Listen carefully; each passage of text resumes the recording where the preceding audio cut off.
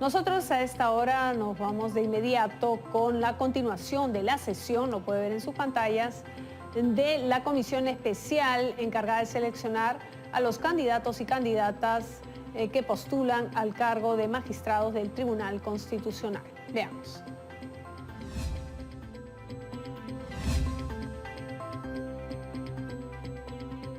Muy bien, con el foro correspondiente damos por iniciada la sesión siendo las 15:22 de la tarde.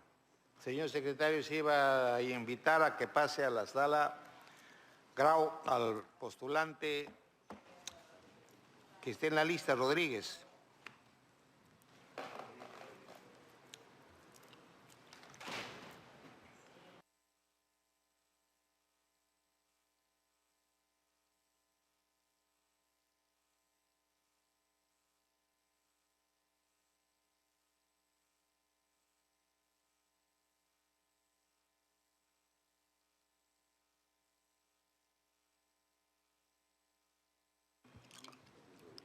Muy bien, lo recibimos al candidato Hipólito Martín Rodríguez Casavilca. Continuando la sesión, invitamos al congresista, ¿quién comienza? Montoya, el vicepresidente de la comisión, para que tenga bien hacer algunas preguntas al postulante Rodríguez Casavilca. Muy buenas tardes. Señor congresista. Buenas tardes, doctor. Estaba revisando su currículum y me llamó la atención que también había estudiado ciencias y ingeniería. Y quería pedirle si nos podría explicar en pocas palabras su historia profesional, cómo empezó, a qué se dedicó primero, cuál fue su cambio, la metamorfosis que veo que ha tenido profesionalmente y cómo cree usted que puede colaborar con el Tribunal Constitucional de ser magistrado de él. Muy buenas tardes, señor presidente, señor vicepresidente, miembros de la comisión especial. Mi nombre es Hipólito Martín Rodríguez Casavilca. He cumplido este año 21 años en la enseñanza superior y recojo en esos 30 años de enseñanza también la experiencia multidisciplinaria que se ha generado. Esa multidisciplinariedad empieza tal cual los preceptos que hoy día se tienen en la ingeniería legal, que es un área fundamental para el Tribunal Supremo norteamericano. O sea, el Tribunal Supremo norteamericano tiene ya entre uno de sus miembros, como lo ha sido también la primera ministra alemana Angela Merkel, o como es el primer ministro francés, personas ligadas a las ciencias políticas y jurídicas, pero también que vienen del área de las ciencias experimentales. Mi formación efectivamente se inicia con la ingeniería y en particular con el área de la ciencia de datos. Por eso mi maestría y doctorado es en el área de ciencia de datos y electrónica. Es área que me ha servido para que ya 20 años después, cuando inicio el área de derecho, no 30 sino 20 años hacia acá, me llamen las instituciones que han requerido de esa transformación. La más importante de las cuales considero que es la Academia de la Magistratura. En esta institución fui alumno, consultor, profesor durante 20 años y fui su director y director general en los últimos 2 años. Luego de la reorganización de esta institución, la Academia de la Magistratura, los 2 últimos consejos directivos, ¿no? Presididos por un vocal supremo y actualmente por un fiscal supremo, me invitaron, ¿no? Como director académico de la Universidad Nacional Mayor de San Marcos, a expresar esa transformación que había realizado en la Universidad de San Marcos en el área académica a la Academia de la Magistratura. Eso me lleva, señor congresista, vicepresidente, a poder trasladar esa experiencia ligada a la formación, sobre todo, de la ingeniería mecánica, eléctrica y electrónica. He participado en estos 30 años como catedrático principal de la Escuela de Guerra, la Escuela Superior de Guerra, y por lo tanto he formado a gran número de coroneles y actualmente generales que están en ejercicio en la Fuerza Aérea fundamentalmente. Y eso ha permitido que como catedrático, y usted lo sabe como guerra, no es un profesor de un curso, es un profesor de un año que convive con los oficiales que están a punto de ascender, ¿no? De capitanes a tener toda esa jerarquía de funciones.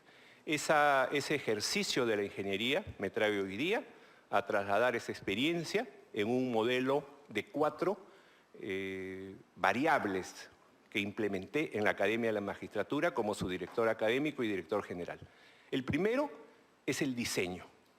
Durante 30 años he diseñado modelos educativos para diversas instituciones, ¿no? Incluso para el Colegio Mayor Secundario Presidente del Perú, porque también he sido profesor de aula de educación básica. Tengo, por lo tanto, la experiencia de recoger en los profesionales que se han formado de las 2 primeras promociones, ¿no? De la promoción 2010 y 2011. Soy fundador del colegio. Actualmente ellos son abogados de Harvard, Stanford, Yale, son peruanos, como también ingenieros que están actualmente en Rusia, en Croacia, me llaman permanentemente. Por lo tanto, esas 2 promociones de 300 alumnos del 2010 y 2011, donde fui su profesor y actualmente su mentor, permanentemente están en contacto conmigo, tanto de las ciencias de la ingeniería como de las ciencias jurídicas. Entonces, esa experiencia trasladada de la escuela y posteriormente a la educación superior, soy profesor actualmente de la Universidad Nacional Mayor de San Marcos, enseño en la Facultad de Derecho y Ciencia Política, soy el profesor titular de medios electrónicos aplicados a la ciencia política, a la toma de decisión política. Y además soy profesor durante todo este periodo de evaluación y tarifación de la energía eléctrica. Por lo tanto, mi campo de mayor aplicación en esta área constitucional será el derecho empresarial, o sería el derecho empresarial y el derecho económico. Conozco bastante de propiedad industrial, soy inventor, ¿no? O sea, tengo patentes registradas a mi nombre y en estos 30 años, como repito, de experiencia, es lo que me ha permitido trasladar el modelo de diseño educativo. Quiero que la Academia de la Magistratura traslade esa experiencia al Tribunal Constitucional. Sé que el Tribunal no lo tiene, el Tribunal debe ser un ente educador de la ciudadanía y como tal debe tener una buena base de datos, debe llegar con un lenguaje adecuado incluso en sus sentencias, pero también debe tener investigación, debe tener innovación y debe de tener una interoperabilidad con todo el sistema de justicia. Investigación e innovación son los cambios más drásticos que ha tenido la Academia de la Magistratura en estos 2 últimos años. Yo estuve el año 2019 y el 2020 y que trasladé a todos los magistrados de la República, jueces y fiscales, que de todos los niveles, en sus 4 niveles, pudieron ejercitar su labor de identificar los problemas, ¿no? Como diría la doctora Joanna Corner, que ha sido una instructora mía de la Escuela Judicial Británica, los problemas no se inventan, los problemas están en el despacho judicial, desde ahí hay que obtenerlos. Muchas gracias, doctor, por su aclaración. Usted debió entrar a la Marina. La Marina somos multidisciplinarios. Bastante pero no tanto como lo ha hecho usted. Pero nos ubicamos bastante bien. Gracias. Le he entendido su explicación. No hay más preguntas. Gracias a usted. Al secretario de la comisión, el congresista Helera, que le va a hacer unas preguntas. Gracias, señor presidente. Muy buenas tardes, señor Rodríguez Casavilca. Gracias, congresista. El artículo 74 de la Constitución vigente consagra el principio de legalidad en materia tributaria y establece que estos pueden exonerar por ley o decreto legislativo. Y el Estado, al ejercer dicha facultad, debe hacerlo respetando los principios de igualdad y respeto a los derechos fundamentales de las personas. Pregunta. En un país con tantas limitaciones y carencias sociales, ¿se justifica la vigencia de una serie de normas jurídicas que hace más de 25 años otorga exoneraciones tributarias a instituciones educativas particulares? Bien. ¿Es equitativo que se mantenga esta exoneración? Señor secretario, y a través del presidente, en estos últimos 12 años, nuestro país ha tratado de hacer un cambio en ese propósito. Se inició un proyecto de innovación propio, inicialmente en COSITEC, en el Ministerio de la presidencia, la presidencia del Consejo de Ministros y actualmente en el Ministerio de la Producción. Se llama ProInnovate o Innovate Perú o FinCit. O sea, se trató de revalorar la innovación. Producto de la innovación, se trató de saber de dónde obtener fondos, como por ejemplo los de tributación, y hacerlos realidad a partir de esas exoneraciones. Obras por impuestos, inventos por impuestos, traer desde todas las regiones del país ese quehacer para lograr satisfacer las necesidades in situ. Luego que se ha formado el proyecto de triple hélice, ¿no? San Marcos es el promotor actualmente con las incubadoras, no solamente de las universidades nacionales, sino también de las privadas. Se procuró que Estado, universidad y empresa pudieran hablar un mismo idioma. Luego de 12 años de innovación, no solamente tecnológica, señor congresista, sino innovación social, que es la innovación que usted me está consultando. Esa innovación social sí puede llegar, como hoy llega, por ejemplo, la pensión 65, por ejemplo, hasta el último recóndito lugar. Antes se llevaba dinero físicamente o había que ir a cobrarlo a una agencia del banco, etc. Había mucha suplantación, diversos errores tecnológicos que hoy día se han logrado solucionar. Entonces considero, en aplicación del artículo 74 de nuestra Constitución, que sí es válido siempre y cuando las empresas logren satisfacer las necesidades que tiene el ciudadano.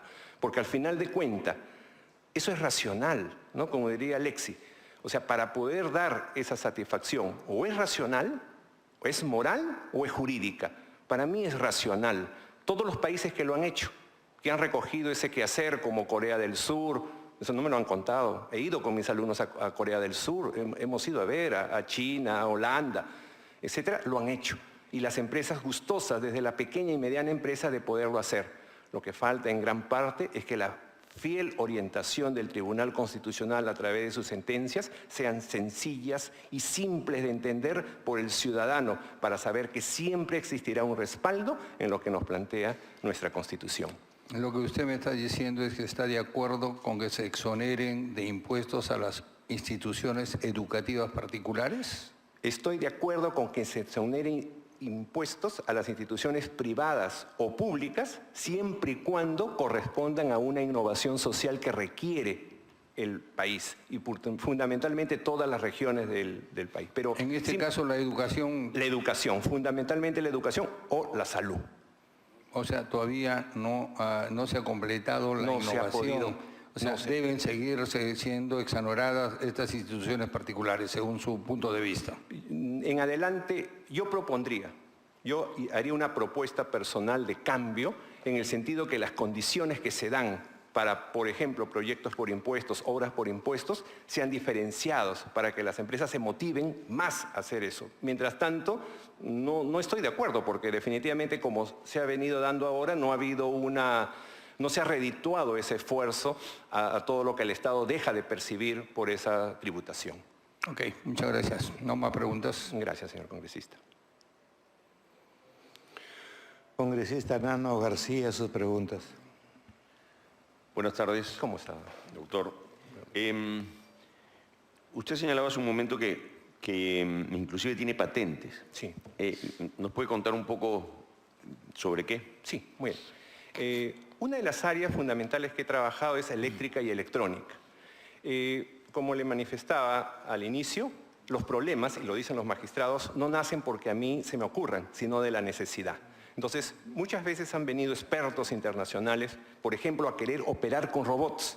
Han venido los traídos por, en ese momento, la IPSS, bueno, que ahora es Salud, y no había cómo asistir al médico que, alejado de nuestra realidad centralizada, tiene que operar, donde no hay incubadora electrónica, no hay un sistema de respiración, tiene que operar con lo que tiene. Entonces, uno de los aspectos básicos por el cual planteé la primera patente es que el médico tiene que preocupar, no tiene ni siquiera enfermero, o sea, menos habrá un anestesiólogo que lo acompañe en un parto, en una cesárea. Entonces, una de las patentes primeras que se plantearon en el año 2018 en el concurso de patente, el Indecopi realiza todos los años concurso para que no cueste patentar. Patentar cuesta, pero si uno participa en el concurso, lo exoneran de costo. Entonces, tuve la oportunidad de patentar un brazo que asistiera sosteniendo la cámara laparoscópica en las operaciones de un médico. Y eso lo hice en conjunto con un consorcio que existe entre el Colegio de Ingenieros y su capítulo de Ingenieros Mecánicos, Electricistas y Electrónicos y el Colegio Médico, que también tiene un área de ciencia y tecnología en la salud. Pertenezco a esa comunión. Esa es la primera patente. La segunda patente, señor congresista, es que gran parte de los operarios que no tienen formación técnica especializada, o sea, no han ido, por ejemplo, a un Senati, no ha ido a un TecSud, a veces no conocen, no saben de la práctica profesional. El sistema integrado alemán que maneja Senati lo hace que el muchacho vaya a la empresa desde que está empezando, pero no todos los tecnológicos cumplen sus prácticas iniciales, intermedias o finales en un centro productivo. Entonces, muchas veces cuando salen, sufren muchos accidentes. Gran parte de ese proceso me permitió desde hace 10 años desarrollar un área que se llama robótica de servicios. La robótica de servicios es la que planteo también, se puede implementar en el sistema judicial peruano. ¿Qué he patentado en la robótica de servicios? Un brazo articulado robótico de 6 grados de libertad que permite que haga tareas repetitivas, como por ejemplo, muchos de los magistrados, yo he observado, se quejan de tendinitis, se quejan de adormecimiento del brazo, no pueden mover el mouse. Eso es cierto, los conozco desde hace tantos años, he sido director de la academia y los he visto. Pero el brazo puede hacer eso por ellos. ¿Por qué tendría el ser humano que hacer las labores repetitivas, estar dirigiendo la computadora en ese proceso? Entonces, el brazo robótico de 6 grados de libertad es un procedimiento patentado entre quien habla y varios colegas que en algún momento hemos estudiado en diversas opciones, como en España, ¿no? Mi doctorado es en la Universidad de Sevilla. Doctor, hemos escuchado su interés por el lado de la ciencia y por el lado de confluir el tema empresarial, técnico y el tema normativo en nuestro país. Quisiera ver un poco el lado de su experiencia en el derecho constitucional y lo que quisiera preguntarle es ¿qué casos citaría usted, qué jurisprudencias relevantes considera usted que nos puede comentar del Tribunal Constitucional en el tema de derecho empresarial, ¿no? Gracias, señor congresista, a través del presidente. Efectivamente, como le manifesté, el área de ingeniería que desarrollo es evaluación y tarifación de la energía eléctrica. Trabajo energía eléctrica y minería. He enseñado durante 30 años esta materia, máquinas térmicas, transformación. Por lo tanto, asesoro no solamente a los CINERMIN, sino que actualmente soy miembro por el INACAL, del Comité de Energía, del Ministerio de Energía y Minas. Soy miembro, ese es un voluntariado que hago durante todos los años. Los días viernes, por ejemplo, saliendo de acá, me voy al Ministerio de Energía porque hago ese voluntariado. Allí vemos todos los casos que tienen que ver con energía. Menciono 3 de los principales que he orientado. No puedo decir que los haya servido porque yo soy un docente, pero como docente y miembro de comité, doy las recomendaciones para que el organismo adecuado, bien OCINERMIN, bien el Ministerio de Energía y Minas, o bien la Junta en apelaciones de OCINERMIN, las tome en consideración. 3 casos que puedo plantearle. El primero de ellos es el caso 2015, sentencia 2016, acción de amparo del Tribunal Constitucional, referido a acciones por la operación Acordeón. ¿Qué significa eso? La refinería La Pampilla, ¿no? Refinería La Pampilla, Repalazas, ¿no? En el 2015 hizo un cambio de acciones, ¿no? Lo que se llama en el derecho económico una operación acordeón. Bajó, ¿no? De 1 sol a 0.27 soles el valor de la acción y los miembros minoritarios de la Junta, 2.600 socios minoritarios y 3 millones de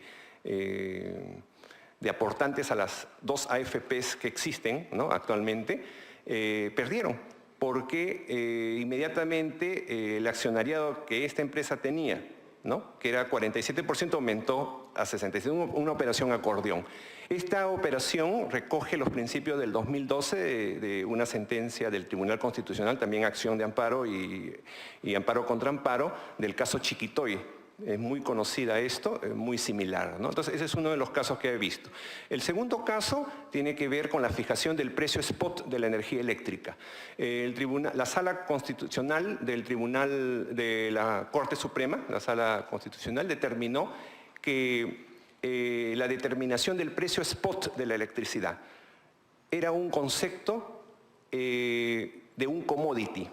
O sea, como puede variar el precio de dólar hoy día, o puede variar el valor del oro, o puede variar el dólar del petróleo, etcétera, o cualquier mineral, también es la electricidad. La electricidad no se puede almacenar, es instantánea. Lo que consumimos hoy día en este Congreso no es igual que lo consumiremos en 1 hora ni media hora, por lo tanto el costo es variable. Entonces, el Estado peruano demandó, ¿no?, a la empresa Luz del Sur con la finalidad de que los costos no se fijaran por contrato, sino se fijaran de acuerdo al mercado eléctrico. El mercado eléctrico es un mercado único. Ahí el Estado lo maniobra, ¿no?, a través de un organismo, ¿no?, y lamentablemente la acción en la Sala Constitucional de la Corte Suprema dio la razón a la empresa, ¿no? Lamentablemente, los perjudicados no tuvieron los recursos económicos de llegar al 13, ¿no? Y bueno, y así sucesivamente. Sí, claro, en el último caso, cuando hay un control de un lado, en realidad no lo podemos llamar mercado. Pero quisiera retrotraerme al anterior caso que usted ha mencionado, que es, claro, lo que se llama una operación acordeón, o desde el punto de vista de aquel que ve disminuida su participación, es lo que se conoce como que a uno lo han licuado, ¿no es cierto? Sin embargo, es una práctica legal y es consecuencia del sistema de acciones que tiene una empresa. ¿Cuál es su opinión? O sea, al margen de cómo fue el caso, ¿usted cree que accionistas minoritarios que sufran este aumento de capital tienen derecho a pedir que esto no se haga o que es parte de la práctica del derecho empresarial? Sí. Muy interesante, y por eso se me ocurrió en este momento el caso, porque el caso recoge una gran transversalidad, ¿no?, lo que se llama proporcionalidad, o sea, los elementos que hay que juzgar son grandes. En primer lugar, porque el derecho a la propiedad pareciera de naturaleza no individual solamente, sino también de naturaleza societaria, como lo es. Y máximo, como en estos casos, han sido empresas que estaban en proceso de algunas incluso de liquidación, ¿no?, y estaban en etapa contractual. Sin embargo, el Tribunal Constitucional, ¿no?, en el año 2009 y en el 2012 se pronuncia porque el derecho a la propiedad puede trasladarse también al régimen societario. Entonces, mi posición, señor congresista, es de que, si bien es cierto, los derechos fundamentales no son absolutos, sin embargo, si vamos a trabajar un principio armónico, ¿no? Y nuevamente recurro a Alexis, siempre me guío en él por su triada hermenéutica, la última de las cuales dice, antes de llegar a lo jurídico, llega a lo práctico y moral. Y en lo práctico y moral, cuando se hace un análisis hermenéutico específicamente, yo al menos considero que los accionistas pueden tener la esperanza que el Estado protegerá toda inversión que uno requiere para la vida. Normalmente son acciones, normalmente son bonos, normalmente esos productos se dan en ese sentido. Independientemente de la importancia que tiene la empresa, por la cual tengo un respeto enorme de la inversión privada, muy grande, pero debe valorarse esos elementos en términos, señor congresista, más que racionales o jurídicos, en términos prácticos, porque lamentablemente ese desanima la inversión. Y hoy día lo vemos en bolsa, en la Bolsa de Valores de Lima, ¿no? Mucha reticencia en algún momento a invertir, por ejemplo, en bitcoins, invertir en empresas tecnológicas, y uno dice, pero ¿cómo? Los peruanos tienen dinero, pero no invierten en nuestra bolsa, prefieren irse a bolsas extranjeras. Entonces, eso no debemos permitirlo y el Estado debe dar esas garantías, señor congresista. Bien, gracias. Solamente quiero señalar que las acciones, al ser individualizables, son perfectamente identificadas, ¿no?, la acción con el propietario. Gracias. Gracias, señor congresista. Señor presidente, por favor, una preguntita que quiere hacerle al candidato que se había quedado. En su currículum veo que está colegiado en Colegio de Abogados, Colegio de Profesores y Colegio de Ingenieros. Sí. Hay dos cosas que no coinciden en lo del Colegio de Ingenieros. Ok. Primero, la fecha, usted indica que se ha incorporado al Colegio de Ingenieros el 23 de noviembre. Del 2001. Sin embargo, en la portal del Colegio de Ingenieros se indica que ha sido el 14 de noviembre. ¿De dónde? Del 2001, sí. Sí. Y tercero, me dice que usted está habilitado. el portal del Colegio de Ingenieros me dice que está no habilitado. Claro. Sí, ¿Me podría explicar? Sí, claro que sí. El Colegio de Ingenieros tiene capítulos a nivel nacional. Tiene el capítulo de colegios de ICA. Yo soy egresado de la Universidad Nacional San Luis Gonzaga de ICA y soy colegiado en el Colegio de Ingenieros, capítulo ICA.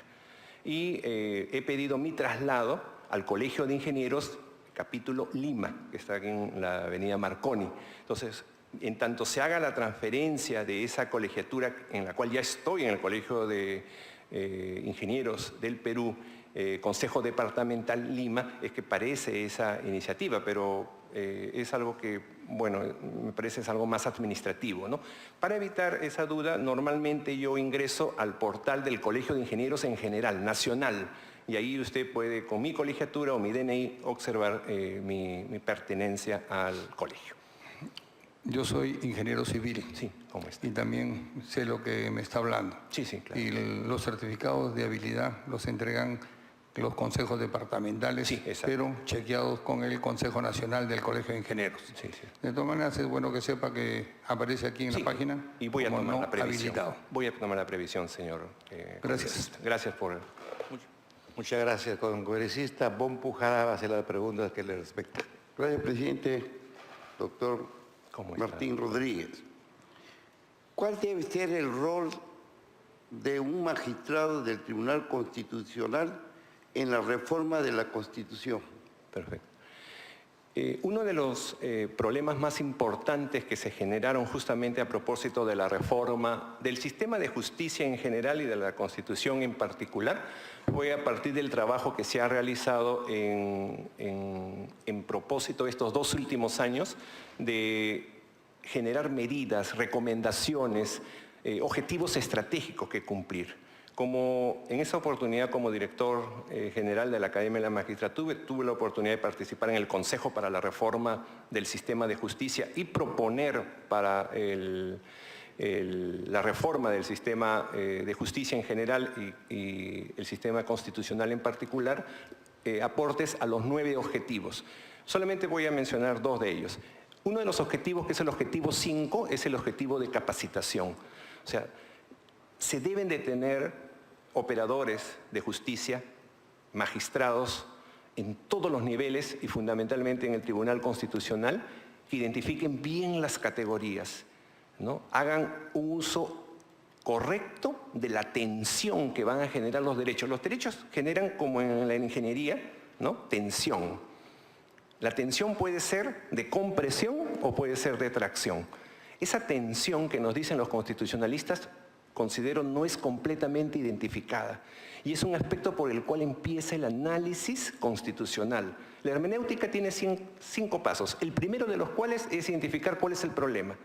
Si no identificamos bien el problema, podemos dar 1000 vueltas por las teorías, por los temas, por las categorías y no llegaremos a buen puerto. Como una buena investigación. Una buena investigación tiene 50% de solucionada cuando el problema ha sido identificado. Entonces yo considero que la educación, la formación jurídica y sobre todo la formación en investigación, nacida desde el propio despacho. O sea, ¿de dónde surgen las reformas constitucionales? Surgen de los pedidos del ciudadano, o sea, de la eficacia constitucional. La variable eficacia no es fácil, señor congresista, conseguirla. Usted no puede saber si esa empresa es eficaz o no es eficaz, porque es una empresa que es un valor que está fuera de la empresa, depende del ciudadano. ¿Y cómo la puede medir? Indirectamente, por el número de quejas. Los sistemas hoy día informáticos nos permiten saber cuántas quejas están viniendo por el lado de algún derecho en particular que no ha sido asumido, el derecho a la salud, a la educación, al agua, a los servicios básicos, y luego de identificado esos derechos constitucionales, derechos básicos consagrados en el artículo 2 y todos los incisos correspondientes, yo podré priorizar, de acuerdo, nuevamente indico, al derecho empresarial que genera un fondo, porque Como toda situación económica, las necesidades, usted sabe, son muchas, pero también las posibilidades son pocas, entonces habría que priorizarlas. Esos objetivos estratégicos delimitados en la Secretaría de Reforma del Sistema de Justicia, por la cual hemos venido muchas oportunidades a este claustro, incluso el Congreso ha participado, yo creo que pueden ser medidas iniciales para poder generar esa reforma constitucional. Doctor Rodríguez, habló de Corea del Sur. Vamos a ir un poquito más al norte. Sobre todo lo que nos estaba comentando sobre la política tributaria. Okay. El gigante asiático, ¿no? China. La locomotora del desarrollo económico en el mundo ahora. Comienza en la 5ª sesión de la 10ª legislatura en el 2007 de la Asamblea China, donde se establece que es hacer estratégico dónde se cobran impuestos, y se abolió el impuesto al campo. Sin embargo, se puso un nivel, pero plano, de 12% al 15% del impuesto a la renta, porque ellos decían, pues si es una empresa grande, no va a dejar más, que chica. ¿Por qué tenemos tantas diferenciaciones acá en el impuesto a la renta? No estamos siempre que lo subimos, le bajamos y todo, ¿no? Claro. Y estos países que han desarrollado económicamente tan grande, ellos tienen una tasa fija de la cuestión del impuesto a la renta. Sí. Le voy a comentar una respuesta muy concreta. El año 2007 que usted manifiesta, el Perú ingresa a la PEC. Somos el primer año que ingresa. Viene el presidente de Corea, ¿no? De Sur. Y en la avenida Javier Prado, acá en nuestra capital, hay un aviso que dice Welcome President, ¿no? Pero es de la Samsung. Pero si nosotros pensamos, el presidente había sido el CEO, el director de la Samsung, el presidente de la República. En ese momento había bien trabajado en la empresa, y de la empresa había empezado desde Incheon, que es el puerto de Corea del Sur, ¿no? Y particularmente de Seúl, había empezado llevando los maletines, ayudando. Cuando al presidente le preguntan aquí este año, ¿qué podemos hacer para poder vencer el crecimiento que ya se viene del gigante como es la China? ¿No? Él plantea, es un tema de impuestos, es lo que usted plantea. Algunos empresarios peruanos ligados al transporte se acercaron al año siguiente a la Universidad Nacional Mayor de San Marcos. Bueno, yo pertenezco al Comité de Innovación, ¿no? Al Comité Técnico de Investigación e Innovación, y vinieron a pedirnos qué podíamos ir al gigante asiático a través de haciendo una pasantía, una visita. Cuando fueron los empresarios peruanos, que fueron 3, no puedo mencionar sus nombres, estos 3 empresarios fueron, se dieron cuenta que lo único que tenía China que no teníamos aquí eran 2 cosas, las baterías y el motor. Porque hacer la batería eléctrica y hacer el motor eléctrico, que va a ser la transformación que genere todo ese ahorro presupuestario que usted indica, todo ese ahorro. Entonces, ¿qué es lo que necesitamos? Fortalecer nuestra técnica, porque tarde o temprano, más temprano que tarde, no solamente la industria será eléctrica, sino que el régimen tributario, el régimen constitucional tendrá que proteger esos recursos, como el litio. Las baterías están hechas en base a litio. Y el motor es 90% cobre. ¿Qué estamos haciendo por la protección del cobre y qué estamos haciendo por la protección del litio? Entonces, de eso dependerá mucho el régimen tributario. Por eso es que nuestro vecino del sur, Chile, en particular, ha generado una expresa protección de esos 2 minerales para el régimen tributario de incentivos, no solamente a la investigación, sino a la innovación. El año pasado, en el concurso de innovación mundial, que se llama Brain Chile. Brain no por cerebro, sino porque son unas iniciales de diversas universidades. Mi universidad tuvo la oportunidad de participar, y alumnas de esta universidad y mi grupo de investigación, porque tengo 2 grupos de investigación, participó, y llegamos a la final, al Supercamp, ¿no? O sea, como decir, a la final, a la lucha final, ¿no? De los competidores. Y nuestros proyectos fueron justamente ligados a lo que implicaría que si la industria peruana fuera a financiar, ni siquiera es industria grande, es industria pequeña, estos sistemas eléctricos podrían tener razón de existir. Porque en esta asamblea Lo curioso es que en esa asamblea del 2007, ahí se establecía que el 70% ya era inversión privada. Sí. Y se dieron algunos artículos para proteger la inversión privada en un país comunista. Comunista, efectivamente. Porque ellos pensaban que el motor iba a ser la inversión privada. Claro. Y que la inversión pública lo teníamos que efectuar en algunas áreas estratégicas, pero sobre todo ellos cambiaron y la forma del ritmo, cómo crecieron, ¿no? Claro. Gracias al que modernizó China fue Deng Xiaoping, ¿no? Claro. Y él logró hacer todos estos cambios, ¿no? Por eso para ellos les asombraba que el Perú, ¿por qué no podía ser rico, no? Si tiene todo. Y quería, a propósito de lo cual, ¿no?, para concretar su idea, le voy a contar una anécdota muy sencilla y muy rápida y que muestra nuestra realidad nacional. El año 2010 presentamos una propuesta a la OLPC. La OLPC es esas computadoritas pequeñas que durante 5 años el Estado peruano la distribuyó en toda la República, millones de unidades. Era una computadora por niño, ¿no? Only one per children, ¿no? La OLPC. Y con un alumno del colegio, un alumno mío del quinto E, ¿no? Yo he enseñado a todos los quintos de la A a la J, presentamos un proyecto a la OLPC y ganó el premio mundial. Y este muchacho de Ayacucho no tenía cómo viajar. Todos los viajes que hacían los alumnos tienen que ser autofinanciados. Todas las veces que habíamos recurrido al Estado, cuando salían las resoluciones supremas, porque esto pertenecía directamente al presupuesto de la Presidencia de la República, el presidente es el que daba, siempre salían tarde cuando ya los concursos habían terminado. Sin embargo, hicimos una empresa, un ahijado. Este alumno participó con una empresa de la ciudad de Ayacucho, ¿no?, y de la provincia de Ayacucho, de la ciudad de Ayacucho, y la financió la empresa. Cuando el alumno fue, porque fue el ganador del concurso mundial en el año 2011, a Beijing, donde está la central que se producía, esta OLPC, claro, nacía en la Universidad de Harvard, hecha por los científicos del MIT, pero hecho en la China. Cuando fue y le preguntaron, ¿y tú cómo has venido acá? ¿Quién te ha financiado? Dijo, bueno, yo he financiado porque una empresa me manda a mí.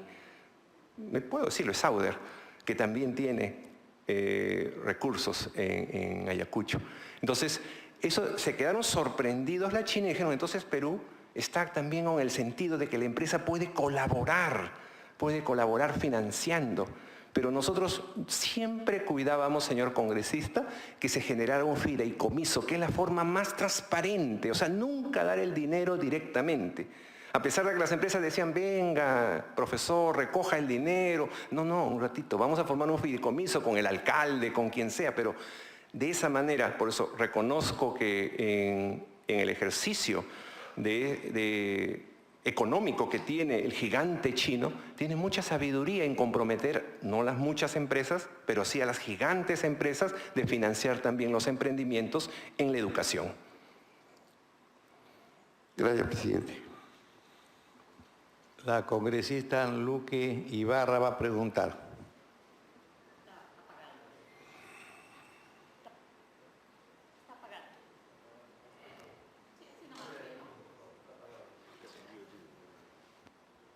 Ahora sí está. Ahora sí, gracias. Muy buenas tardes, gracias, presidente. Señor Rodríguez, usted ha sido director de la Academia de la Magistratura, ¿no?, entre el 2018 al 2020. De hecho, bueno, esta institución se encarga de capacitar, certificar, acreditar a los magistrados del Poder Judicial y Ministerio Público. Y usted justo ha sido director en una época donde salió este escándalo de los cuellos blancos del puerto.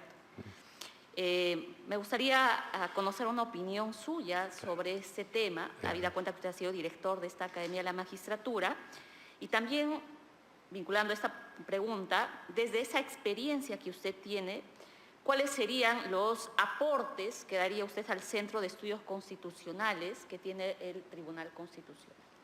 Gracias, señorita congresista, a través del presidente. Yo ingreso a la Academia de la Magistratura en un momento muy difícil. Es el 4, mi resolución publicada en el Diario El Peruano, se la puede googlear, es del 4 de diciembre del año 2018. La Academia de la Magistratura es desmembrada porque aquellos miembros no honorables que habían conformado su consejo directivo son expectorados. Incluso ya no existe miembro del Consejo Nacional de la Magistratura en ese momento.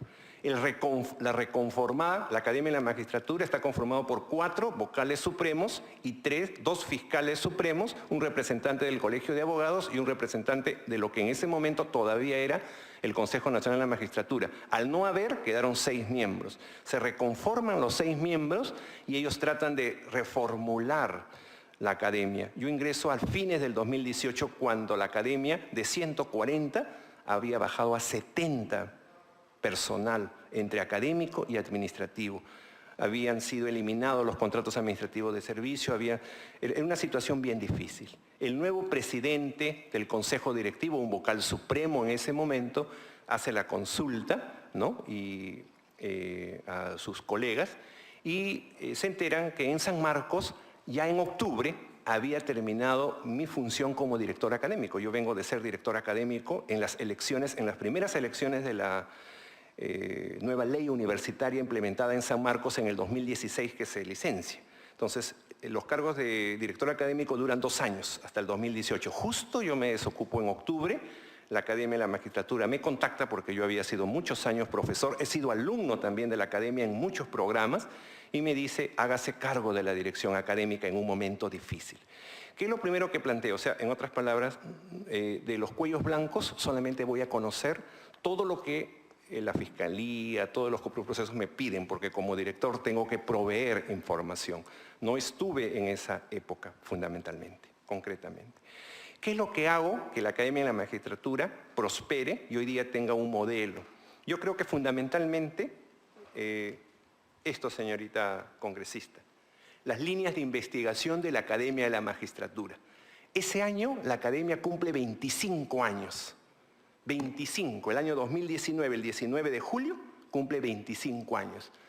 Reunimos a todos los magistrados de la República en todos los distritos judiciales, en los 14 que tenemos sedes desconcentradas, en las que tenemos sedes operativos, y los reunimos en mesas de diálogo para hacer lo que la juez Cornell, los teóricos del derecho constitucional dicen, los problemas constitucionales no se inventan, hay que buscarlos en la ciudadanía. Les preguntamos en esas mesas de diálogo cuáles son sus quehaceres, pero innovo, algo que no se ha hecho actualmente en el derecho constitucional peruano hasta el momento, considero yo, que es el design thinking. El design thinking es una herramienta de la innovación, lo utilizan los que quieren inventar, los que quieren innovar. Entonces, cuando los magistrados fueron a dar, ellos pensaron pues que iban a hablar, lluvia de ideas, queda por votación, no. El design thinking es hacer un prototipo, hacer un nuevo producto, hacer algo como, por ejemplo, un nuevo tejido de una comunidad andina, hacer una nueva canción, es crear. Es creatividad pura. Entonces, los magistrados con el design thinking se les explica, en toda la República se organizaron los días 16, 17, 18, en todas las áreas, en lo civil, en lo penal, administrativo, mujer, género, todas las áreas, para que ellos, jueces y fiscales, pudieran entregarnos cuál iba a ser el devenir de la formación de los jueces y fiscales. Y eso nace fundamentalmente de un modelo. En este modelo, o sea que tiene varias etapas, ¿no? Pero en este modelo al final hay que prototipar algo, una solución. Entonces entre ellos mismos hacían juego de roles. Ya bueno, ahora yo soy el abogado defensor, tú vas a ser el juez, tú que eres fiscal vas a ser fiscal. Vamos a ver, ¿qué pasaría esta solución? ¿Qué haríamos? Durante esas mesas de diálogo se prototipó más de 100 soluciones que han sido trasladadas en este texto por los 25 años de la Academia de la Magistratura, llamada Líneas de Investigación de la Academia de la Magistratura. A partir de esa experiencia, desarrollé el modelo I de Investigación e Innovación, I cuadrado. ¿Qué significa? Que la Academia tiene actualmente una revista indexada, que ya va en su 5º número, 3 publicados y 2 por publicar. Es indexada internacionalmente. Antes de venir aquí, llamé al señor bibliotecólogo de esto y le dije, por favor, revísame los sistemas, ¿cuánto va? Las consultas más grandes que tiene la Academia son Argentina, de la Corte, fundamentalmente de la Corte Federal de Buenos Aires, porque uno sabe de dónde vienen las consultas. Los usuarios ingresan a nuestro sistema COA a través, el COA es un sistema informático que permite descargar las publicaciones. Primero viene de Argentina, segundo viene de Colombia, nos hemos quedado sorprendidos, al menos yo bastante. Tercero viene de España, cuarto viene de Estados Unidos y quinto viene de Alemania. O sea, tenemos 5 países, además de los miles de jueces y fiscales, que recogen las experiencias en casos, porque lo que se han presentado acá son casos resueltos, ¿no? Del día a día, desde los primeros niveles de juzgado de paz hasta los niveles de cortes superiores. Esos casos se están también consultando. Entonces, yo considero que aportes que daría el Tribunal Constitucional. El primero, yo implementaría el sistema COA en el Tribunal Constitucional. El sistema COA es gratuito, permite indexar todas las sentencias que tiene el Tribunal Constitucional. Hoy día, la Corte Federal de Buenos Aires, en Argentina, primero y de todo el país, ha recibido el apoyo de la IBM gratuito a través de un sistema de inteligencia artificial que se llama Watson. Son 100.000 resoluciones que se pueden leer en menos de 30 segundos y le puede dar al magistrado una idea de que sobre acción de amparo en alimentos, ¿qué se ha dado? Pero así, o sea, sin necesidad de leer, simplemente darle un pequeño resumen a una carilla de lo que se ha dado. El magistrado ejercerá, por esa búsqueda inteligente a través del sistema COA, algunas palabras clave adicionales que son propias de la especialidad y podrá ir profundizando. Entonces yo considero que un gran cambio que se daría en el sistema COA no hay que inventarlo, ya existe, sino que aplicarlo a un lugar donde todavía no se da. Obviamente yo seré un magistrado, yo no veré la parte, pero el magistrado tiene que cuidar que el sistema funcione, porque uno de los grandes éxitos que tuvo en la Academia de la Magistratura, el sistema de base de datos, DBase y COA, fue porque el Consejo Directivo todas las semanas me preguntaba. El doctor More, por ejemplo, ¿no? Me preguntaba, y él venía de ser el responsable del expediente judicial electrónico penal y no penal financiado por el Banco Mundial en nuestro país. Me decía, ¿y cómo va el sistema? Ya los magistrados están consultando. O sea, si el magistrado no se preocupa que la ciudadanía, porque al final de cuentas no solamente es el magistrado, sino es la ciudadanía, está llegando a los documentos, no se van a producir cambios importantes. Y así como ellos, bueno, otros cambios que también, señorita congresista, deberían producirse. Gracias. Entonces, aprovechando un poco, veo su interés en los temas tecnológicos, de información, vinculados a los temas empresariales, le pregunto, ¿qué medidas jurídicas pueden implementarse para proteger los derechos en un contexto en el que grandes empresas tecnológicas tienen cada vez información sobre las personas? Sí. ¿No? Entonces, eso es un tema, digamos, vigente, debatible en el mundo, ¿no? Sí. ¿Cuáles son sus propuestas jurídicas sobre eso? Mire, el día de ayer, señorita congresista, a través del presidente, escuché al ministro de Educación francés. El ministro de Educación francés es uno de los pocos, desde Charles de Gaulle, que va a cumplir 5 años en el puesto. Un puesto que es complicado, y más en pandemia, y más siendo el primer país que implementó la llegada al colegio en la pandemia. O sea, nada de a distancia o virtual, presencial. El ministro de Educación francés estuvo dando una charla para el Perú el día de ayer, que fue 31, en directo. Y cuando se le preguntó, él es un jurista, es un abogado, y conoce muchísimo de nuestra realidad, porque su doctorado lo ha hecho en Colombia, en Derecho Constitucional Comparado. O sea, eso ve la importancia. Nosotros le damos importancia al derecho constitucional francés, alemán, pero no sabemos que los franceses y alemanes, me consta, porque he hecho pasantías en España, con la Corte Británica y en Cartagena, también en Colombia, me consta que ellos nos toman de ejemplos también en esta región. Cuando a este constitucionalista, hoy día ministro de Educación de Francia, se le hace una pregunta con respecto a cuál es el primer capital que está manejando Francia, dice, el primer capital que tengo que manejar yo con mis alumnos, y todos los días lo reviso en el sistema de información, es un sistema de investigación, se llama Lex Machina. Ingreso a Lex Machina y veo cuántos alumnos franceses, cuántas palabras nuevas han aprendido, cuánto es sintaxis, cuánto es gramática, porque dice palabras literales del ministro francés, ¿no? Jean-Michel Blanquer, dice, el capital más importante que tiene un niño es su vocabulario, son las palabras. Y yo tengo que garantizar que la educación, no en general, sino en vocabulario, en identificación de situaciones, en saber identificar su realidad. Si mi niño, de todos los niveles, ¿no? La educación básica, inicial, primaria y secundaria, bueno, conoce, yo estaré contento. Y todos los días, lo dice el primer ministro, el ministro de Economía, reviso y Deporte, dice, reviso cuántas palabras han identificado todos mis millones de alumnos. Si yo estoy contento con ello, mi país tiene futuro. Entonces yo considero, señorita congresista, que gran parte de ese proceso de transformación constitucional tendrá que venir de la educación. Soy un convencido porque en estos años Dios me ha permitido estar en todos los niveles y todas las modalidades. O sea, no hay nivel o modalidad que no haya ejercitado de la educación, porque fundamentalmente no conoceré enormemente como un gran jurista. Mis publicaciones, si ustedes las revistas, son en gran parte de ciencia experimental. En Derecho son de historia del derecho. Tengo muchas publicaciones de historia del derecho, pero son búsqueda de información de la historia del derecho, porque la historia se pierde.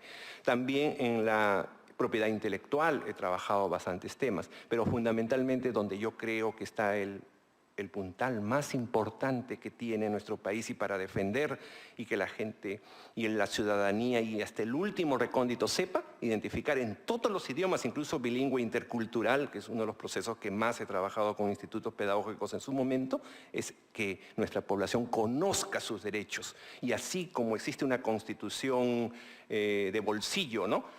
Y usted me dirá, bueno, la ciencia tecnológica tiene computadoras, tiene robots, pero ¿cómo va a llegar Nosotros hemos llegado en programas de la Unión Europea con constituciones habladas en muchos dialectos, con constituciones diagramadas, con constituciones que son orales, porque a esos lugares no vamos a llegar con computadoras, lamentablemente. No tenemos incluso ni internet, pero llegamos en este claustro, en este congreso, al llegar al primer año de la pandemia 2020, organizó un evento a nivel mundial propiciado por la Embajada Francesa y justamente tuve la oportunidad de representar a nuestro país, invitado por el Congreso y la Comisión de Educación de ese momento para que dijera que nuestra educación a distancia es la más antigua de toda América.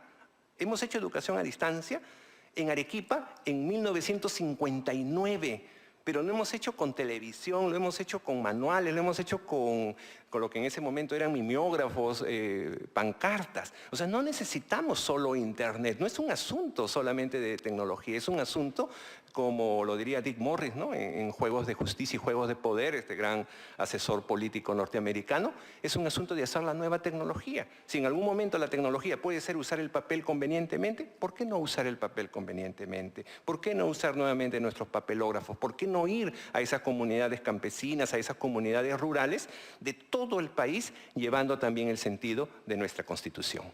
Gracias. Tengo dos preguntas, un poquito yendo a otros temas, que creo que también sería importante para nosotros, la Comisión, conocer sus conocimientos jurídicos en otros temas.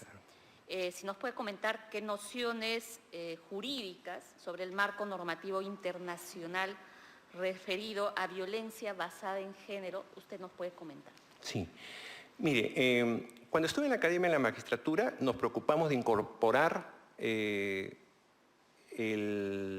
la violencia de género, pero también el tratamiento de género en todos los cursos. Si usted observa la matriz, el plan académico 2020-2021, que son los últimos aprobados, observará que es, por ejemplo, dice sentencias vinculantes del Tribunal Constitucional y de la Corte Interamericana de Justicia con visión de género. Todas tienen visión de género, hasta ética con visión de género. ¿Por qué nos preocupamos en ese propósito? Porque cuando invitamos a los profesores, ¿no? Profesores que enseñan esta materia, que han sido también mis maestros, como el profesor Edgar Carpio, el profesor Caccanson, la misma doctora Susana Castañeda me enseñó Derecho Constitucional ya en el 2000, hace mucho tiempo, ellos nos plantearon que trasladar la interpretación constitucional también era un asunto de realidad del contexto socioeconómico que tenía la magistratura. Entonces, en ese propósito, siempre me he preguntado cuáles serían los mejores casos de enseñar en esta realidad. Y he tenido la curiosidad de observar como director académico qué van a plantear los profesores. Y ahí vienen los casos. Por ejemplo, el caso 584 de la Suprema Corte norteamericana, ¿no? Es el caso Master Price Cake Shop, ¿no? Es una tienda de queques versus el estado de Colorado. En este caso se plantea que el pastelero se niega a preparar un pastel de bodas porque la pareja es una pareja en ese momento considerada homosexual, según sus consideraciones del pastelero. Bueno, entonces este caso llega, es de la Corte de Colorado, ¿no? Acepta de que efectivamente el pastelero es libre de hacer pasteles para quien desee, ¿no? Entonces pasa a la Suprema Corte con el juez Kennedy presidiendo y el juez Burger, Krauss, Chimpen y Palkin, creo que son los 5, y plantean nociones que han servido mucho al derecho constitucional, primero tomado en Colombia y ahora lo está tomando recién en una última revista he visto el Tribunal Constitucional como nociones. ¿Cuál es la idea fundamental o central? Que los derechos constitucionales ligados a posibles vulneraciones a la libertad que uno tenga, al género que pueda plantear, tienen que ver y tienen que estar trasladadas a un conocimiento de cuál en el fondo es la naturaleza de ese rechazo. ¿Es realmente una naturaleza porque no tiene tiempo, porque de repente se han generado N pretextos, o es algo que está más inmerso en su propia concepción en base a la falta de valores, de equidad, igualdad y respeto que nos plantea como principio y derecho nuestro artículo 1 de la Constitución? La Suprema Corte interpreta y por lo tanto todos los jueces que han llevado el curso, que son 600 en el PCA. El PCA es el Programa de Capacitación para el Ascenso. Jueces y fiscales de toda la República han visto este caso. Y lo increíble, porque este caso, yo no me voy a leer decenas de textos que tienen los foros, pero existen sistemas como el de Lex Machina que leen todos los foros y llegan a una conclusión muy sencilla.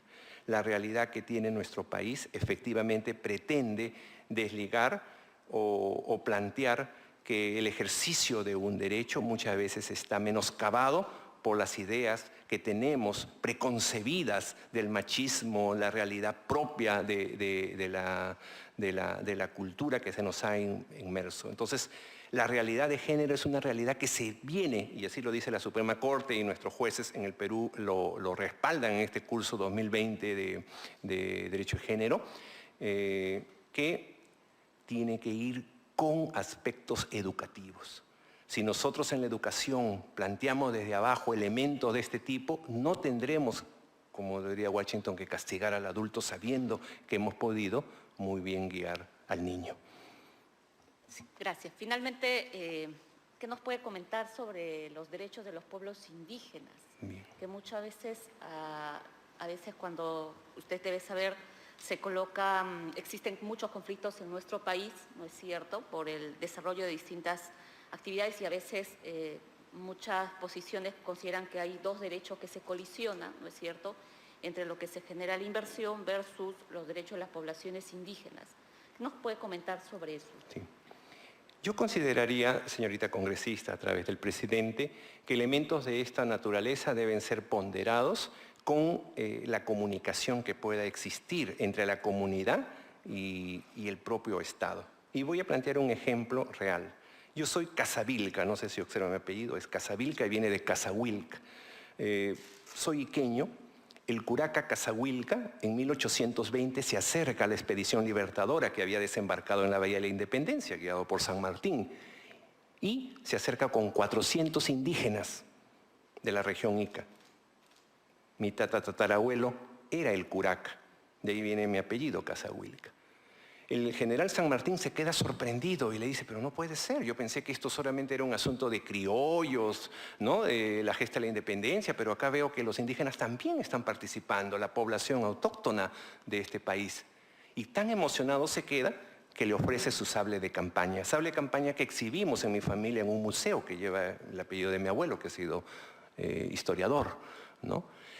Este sable, para mí, representa la posibilidad de identificar que las comunidades indígenas también pueden participar en la transformación de todo el Estado, que es uno solo, en el entendido de que se tendrá que comprender cada uno de sus propuestas, ¿no? Todas entendidas desde su contexto, no desde lo que nosotros entendemos. La hermenéutica nos dice, recoge todo, pero luego tienes que hacer una diferencia hermenéutica. O sea, interpretar, dicen de los griegos, no es un asunto de recopilar autores, no, es un asunto de hacerte, ¿no? Hacer, ¿no? Comprender, ¿no? O sea, abstraer y hacer una diferencia. Y yo considero que en el caso de las comunidades indígenas, campesinas, ¿no? y nativas en nuestro país tienen mucha sabiduría todavía que dar, y esa puede ser muy bien protegida si no solamente se le pondera por necesidad o proporcionalidad, sino se considera que es un derecho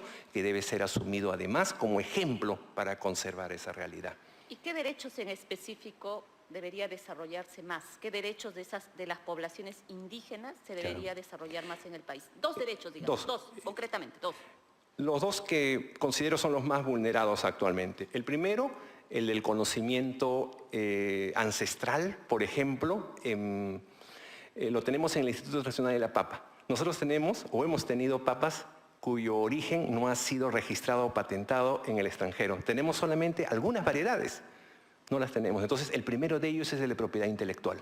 La propiedad intelectual tiene que incidir sobre nuestras comunidades para respetarlo. O sea, ahí tenemos mucho que hacer. No solamente es un asunto de denominación de origen, catalogar a la quinoa como oriunda, no. Es un asunto de respetar que también existen, ¿no?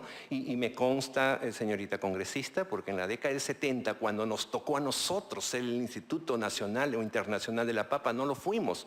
Lamentablemente estábamos en momentos lo que no me interesa, y Colombia, en la ciudad de Cali, asumió el Instituto Internacional de Agricultura Tropical, el CIAT, y ellos sí han registrado las papas, las combinaciones, los preparados naturales como existe, las bebidas, los ungüentos para el dolor, ¿no? Justamente me venía porque tengo un problemita en un hombro, que yo decía, pero ¿cómo no estar en la selva de Iquitos de repente con un ungüento propio muchas veces de reptiles, ¿no? Y de grasas especiales puedo yo curarme? Entonces, yo considero que el primero de los derechos podría ser el de propiedad intelectual. Y el segundo de los derechos es el derecho a la libre expresión. Por ejemplo, rescatar los idiomas que se están perdiendo, las lenguas que se están perdiendo. Gran parte de los vocablos ya están en extinción. A través del programa de formación tecnológica y pedagógica en el Perú, se llamó FORTEP, se logró identificar cerca de 67 lenguas que están en extinción. Entonces necesitamos trabajar esa carga. Gracias, presidente. He concluido. Muchas gracias. Nos falta todavía congresista Aragón, Salguana y la doctora Tudela. Vamos a pasar la palabra a la doctora Aragón, pero rogamos también al doctor que las respuestas sean concretas, por favor, porque el tiempo nos ha vencido para cada congresista. Doctor Aragón Carreño, ¿puede usted preguntar al doctor que se encuentra ya en la sala, está haciendo la prueba virtual, el doctor Aragón Carreño? Gracias, presidente. Bueno, saludar al doctor Hipólito Rodríguez Casavilca. Yo quería preguntarle, doctor,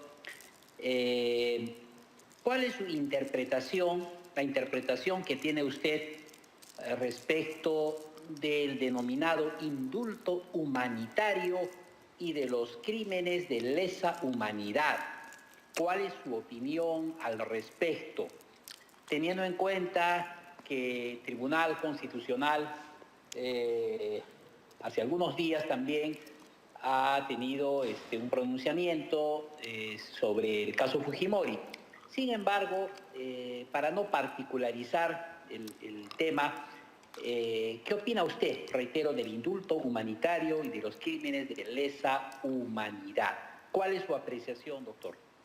Bien, señor congresista, a través del presidente, Mi interpretación, y luego he analizado este caso y otras, no viene a ser sino que el indulto humanitario, siendo una posibilidad y una realidad, debe ser fundamentado. Deberá cuidarse cada uno de los elementos prepositivos. Por eso considero que en este caso en particular, si quisiéramos tomarlo, ¿no?, el último ocurrido, lo tenido entre el tipo procedimental o procesal que se ha producido desde la ciudad de Ica, justamente la ciudad de donde vengo, ¿no?, donde viene este pedido, y lo que se ha producido en el Tribunal Constitucional, ambos elementos debieron ser mejor fundamentados. Yo no he visto el fundamento porque necesita tenerse, o sea, no es un asunto de tener 4 hojas versus 70 hojas o 400 hojas, es asunto de tener una ponderación adecuada de que para el caso puede ser aplicable, pero siempre y cuando haya una fundamentación adecuada. Doctor, dentro de su experiencia en la Academia de la Magistratura, ¿usted considera que que se vienen cumpliendo los fines y objetivos de la Academia de la Magistratura en la formación, preparación de magistrados, del Poder Judicial, del Ministerio Público, sobre todo en lo referido pues, a la protección de los derechos humanos, a la capacitación del derecho constitucional? ¿Qué mejoras cree usted que debiera tener, mejoras y o reformas en su estructura, la Academia de la Magistratura, con la experiencia como abogado? Señor congresista, a través del presidente, cuando yo ingresé, observé en un estudio histórico que el promedio del alumno que va, por ejemplo, al curso de profa, que es aspirante a ser magistrado, formación de aspirante, había iniciado en la academia con 48 años en el año 2006 que tenemos histórico, habiendo bajado hasta 35 hasta el año 2015 y actualmente es de 26. O sea, tenemos la posibilidad enorme en operadores de la justicia, abogados jóvenes, en hacerlo. Cuando fui a la Escuela Judicial Española, en la cual hice una pasantía de muchos días con el doctor Jorge Jiménez, su director, que también estuvo acá en nuestra academia, tuve la oportunidad de escuchar clases y observé que todos los jóvenes no tenían más de 23 o 24 años, los que ya estaban terminando. Claro, el sistema judicial español es un sistema de escuela, es un sistema cerrado, me dirán algunos, pero también van los jueces. Entonces yo creo que gran parte de ese cambio al cual deberíamos apostar es que desde la universidad mismo se promueva a los mejores abogados, a los mejores alumnos, a los que tengan idea creativa de cómo mejorar el sistema y hacer concursos adecuados para cubrir, como lo hace actualmente la Junta Nacional de Justicia. A mí me ha dado mucho gusto ver, por ejemplo, este domingo último, ¿no?, de 9 a 12 ha sido el examen para vocales y fiscales supremos en la Universidad Nacional Mayor de San Marcos, y he visto a muchos jóvenes. Cuando yo digo jóvenes es que tengan 40, 45 años, no pueden tener menos de 45 porque lo indica la Constitución. Más del 50%. Sería algo sorprendente que tengamos vocales supremos con un ejercicio práctico de esa interpretación al más alto nivel, porque estamos hablando del 4º nivel de esa edad. Finalmente, doctor, ¿usted qué reformas constitucionales cree que necesita a priori, según su juicio, nuestra Carta Magna? No sé, reformas en la estructura del Estado, procesos constitucionales, quizás modelo económico, tipo de gobierno, no sé, derechos, en fin, algunas mejoras ahí en el capítulo 1. Según su criterio, ¿debiera tener reformas o no? Y en caso sí, ¿cuáles? Bien, yo iría a las que conozco, tan práctico como Hegel, ¿no? O sea, no puedo proponer algo que teorizo porque lo he estudiado. ¿Qué conozco? Que, por ejemplo, derechos fundamentales, seguridad. Yo he trabajado en mi tesis doctoral en Derecho, es justamente sobre videovigilancia y derecho a la propia imagen, o sea, intimidad. El trabajo de la seguridad e intimidad es fundamental. Yo haría ahí algunas salvedades y protecciones, porque se vienen tiempos, como ya lo hemos indicado, donde se va a saber todo de todos. Eso es inevitable. ¿Dónde estará la seguridad de los datos? ¿Dónde estará la seguridad financiera? ¿Dónde estarán todos esos elementos? Se vienen momentos muy abiertos a que si no se logra ponderar el tema de la seguridad y, ¿por qué no?, de la imagen propia que se pueda manejar, un elemento básico, es un elemento que hay que proteger. Un segundo elemento es el elemento que me llega en el ejercicio del derecho empresarial que he trabajado, ¿no? Derecho a la propiedad y derecho a la propiedad intelectual, industrial en general. Me interesaría que hubiera promoción para que justamente a través de la tributación, como se lo manifestara al congresista Wong Pujada, existiera una promoción directa para que ese ejercicio de triada, o sea, que la empresa realmente apoye a la universidad y al ejercicio de la empresa. Empresa, universidad y Estado deberían trabajar vía promoción constitucional de la tributación. Gracias, doctor. Señor presidente, terminé mi intervención. Gracias, doctor, a usted. Al congresista Salguana le corresponde su turno para hacer las preguntas correspondientes, también lo hace de forma virtual. Presidente, muchísimas gracias. Muy buenas tardes al postulante, al doctor Hipólito Rodríguez Casavilca.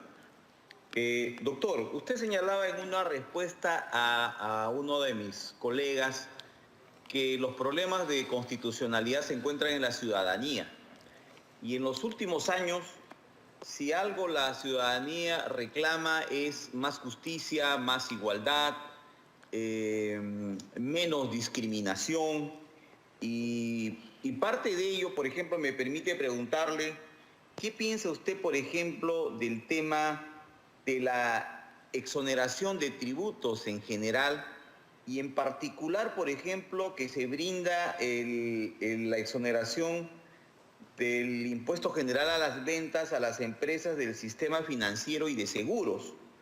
¿Cuál es su opinión de esta exoneración que se otorga a las empresas administradoras hipotecarias y a las pólizas de seguro de vida, que es tan controvertido, ¿no? Sí. Yo escuchaba una explicación por el tema de competitividad con empresas del extranjero, pero obviamente hay opiniones también distintas, ¿no? ¿Cuál es la suya? ¿Cuál es su apreciación, sí, doctor Rodríguez? Sí.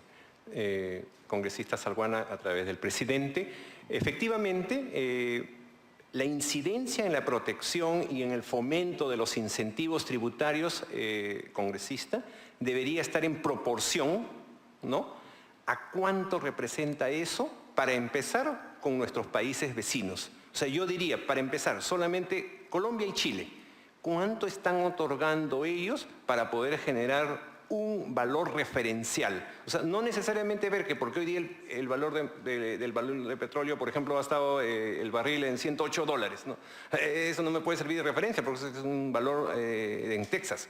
A mí me interesa saber que en nuestra realidad, Chile, Colombia, Ecuador, Brasil, nuestros vecinos, ¿cuánto están generando de incentivos para promover ese trabajo? Y lo digo fundamentalmente en seguros, donde hay una disparidad muy grande y que necesita ser, a mi entender, regulada. O sea, no un proceso de regulación extrema, sino un proceso de referentes. El Banco Central de Reserva hoy día es... su propósito de haber logrado el 3% de inflación ha sido aumentado a 6.4% si sacamos hoy día el índice de inflación. O sea, no va a poder el Banco Central de Reserva, solo él, controlar el proceso inflacionario. Lo tiene, ya se ha duplicado en solamente febrero a marzo. Entonces, bajo esas características, doctor Salguana, congresista a través del presidente, considero yo que esos beneficios pueden solamente ser sometidos a una escala comparativa, como ya lo ha indicado el ministro de Educación francés. Lo que está haciendo es un derecho constitucional comparado, viniendo a Colombia a poder ver qué realidad puede llevar para su país. Otra pregunta, doctor, referido al tema de los contratos ley. Se entiende que que las constituciones son un poco el reflejo, pues, de la época, ¿no? Sí. El reflejo de la ideología política, de la realidad de la coyuntura política. o las corrientes filosóficas y políticas vigentes en el momento del cual se producen, ¿no? Estamos hablando de los 90, ¿no? Una etapa en el Perú al menos pues de recesión económica, crisis generalizada, bueno, veníamos de un proceso hiperinflacionario, un país inelegible, bueno, ya todos los temas que en general conocemos. Estos contratos de ley se consagraron en el artículo 62. Supongo yo, o bueno, lo dice la literatura, con la finalidad de generar un nivel de confianza o de estabilidad a quienes vengan a invertir a nuestro país en un momento de crisis, ¿no? ¿Cómo aprecia usted la evolución de estos contratos ley, sus resultados? ¿Y cuál es la necesidad, en todo caso, de que permanezca vigente? ¿O qué propuesta de modificación podría usted proponer? Gracias. Gracias, señor congresista. Yo haría simplemente, reiteraría que los contratos ley por sí mismos no están mal, o sea, deben permanecer, a mi entender, porque eso da seguridad jurídica a todos los inversionistas, incluso los inversionistas peruanos mismos, pero también extendería lo que han hecho otros países. Fundamentalmente desde la experiencia anglosajona del Common Law, nosotros sabemos que los contratos ley también tienen limitaciones. Esas limitaciones tienen que establecerse desde el ejercicio de que si la comunidad efectivamente, y ahí viene, por ejemplo, lo que me consultaba la congresista Luque, ¿no? La consulta previa, esos elementos no son teóricos, son prácticos, deben de nacer de la realidad, pero cuando se llevan a cabo convenientemente, en los momentos adecuados, yo estoy seguro que sí, los contratos ley van a tener un fin adecuado. Sin embargo, los tiempos cambian efectivamente, pero también nuestra posibilidad de interpretar que algunas limitaciones, como las limitaciones, por ejemplo, al daño ambiental, ¿no? Lo que se ha producido hace poco con esta catástrofe ambiental, la limitación que existe al derecho al trabajo, se viene, estamos seguros que va a tener que aumentarse el sueldo mínimo vital, ¿habrá caja para poderlo hacer? Entonces, esos elementos, usted lo sabe en el fondo, están menoscabando los contratos ley, ¿no? Porque las empresas grandes trabajan con proyecciones incluso en sus costos de esa naturaleza, pero esos elementos constitucionales están dados también en esa magnitud. Gracias, doctor. Eso es todo, presidente. Muy amable. Gracias, señor. Muchas gracias. El turno le corresponde a la doctora Tudela Gutiérrez.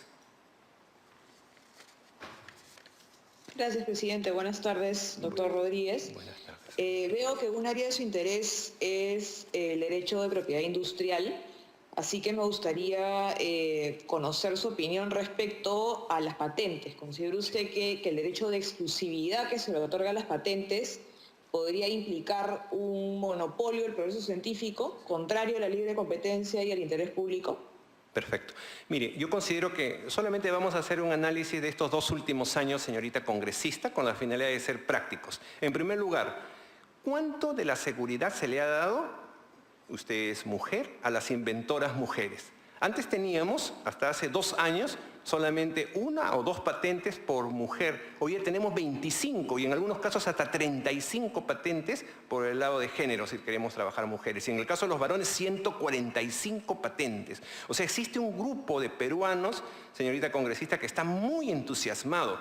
Pero este grupo de peruanos sí ha llegado a la justicia peruana, reclamando, por ejemplo, el dispensador que nuestra empresa informal, porque hay que reconocerlos, somos un país también en el ámbito informal de la industria, de la empresa, copiaba los inventos de nuestros inventores, ¿no? El dispensador, por ejemplo, de jabón, hoy día este dispensador líquido está patentado por peruanos. Entonces, ¿cuánto? Yo consultaba a los inventores, ¿cuánto realmente llegan a tener? Bueno, mi patente solamente modelo de utilidad son 10 años. De esos 10 años solamente habré tenido utilidades 3 años, porque las otras 7 he sido copiado, ¿no? Si alguna vez hubo una empresa peruana que me pagaba por los dispensadores, hoy ya nadie me lo paga, todo, ¿no? Ya no sé cómo recurrir. El sistema judicial, la protección sí se produce, pero lamentablemente a veces tardía, como conocemos que existe. Entonces, mi idea, mi conclusión, señorita congresista, es proteger a los inventores peruanos que están creciendo exponencialmente. Claro, no tendremos las 50.000 patentes que tiene Corea del Sur, obviamente, pero estamos ya por arriba de las 2.500. Hemos crecido geométricamente. Si existe mayor inversión en ese propósito, sí se generará, y sobre todo que las patentes se convertirán en innovaciones, o sea, en útiles, en prácticas, en utilizables.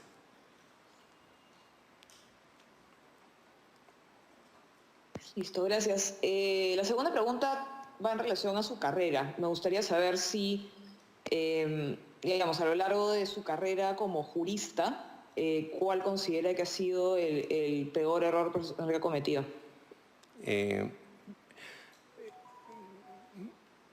Quizás en el derecho constitucional, porque es el que me trae acá, tengo maestría en derecho constitucional, es mi área, por eso me he entusiasmado en presentarme al Tribunal Constitucional, ¿no? No haya sido quizás empezar antes.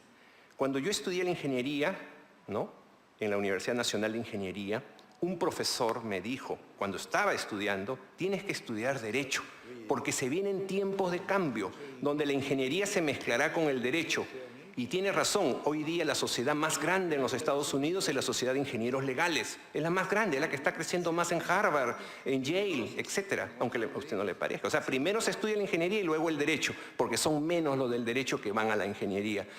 Yo tomé un tiempo por hacer mi maestría en telemática, que es las telecomunicaciones, y en mi doctorado en España, y me tomó 10 años reflexionar para recién culminar mi carrera de Derecho en el año 2000. Entonces yo considero que ese fue un error. Si hubiera empezado en los 80, estoy seguro que mucho más grandes transformaciones que en lo educativo hubiera hecho desde el ámbito constitucional. Perfecto, gracias. Respecto al capítulo económico de nuestra Constitución, me gustaría saber si usted considera que hay alguna modificación o mejora que se le pueda hacer al capítulo económico, y si es así, ¿cuál? Sí. Ahí considero que el tema de contratos, que es un tema básico, tiene sociedades, por ejemplo.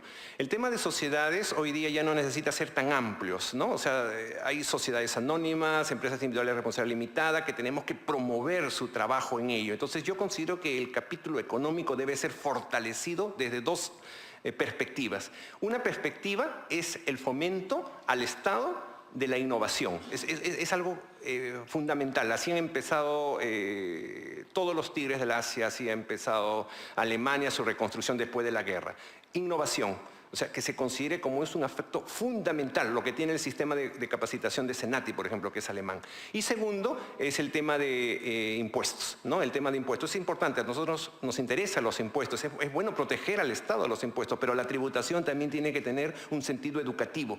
Cuando este promueve la inventiva, la creatividad, van a crecer esos ahijados peruanos que logran ir al extranjero y también dar su cuota de prosperidad y desarrollo económico, señorita congresista. Gracias. Para terminar, me gustaría saber cuál es su opinión respecto a los límites funcionales del Tribunal Constitucional.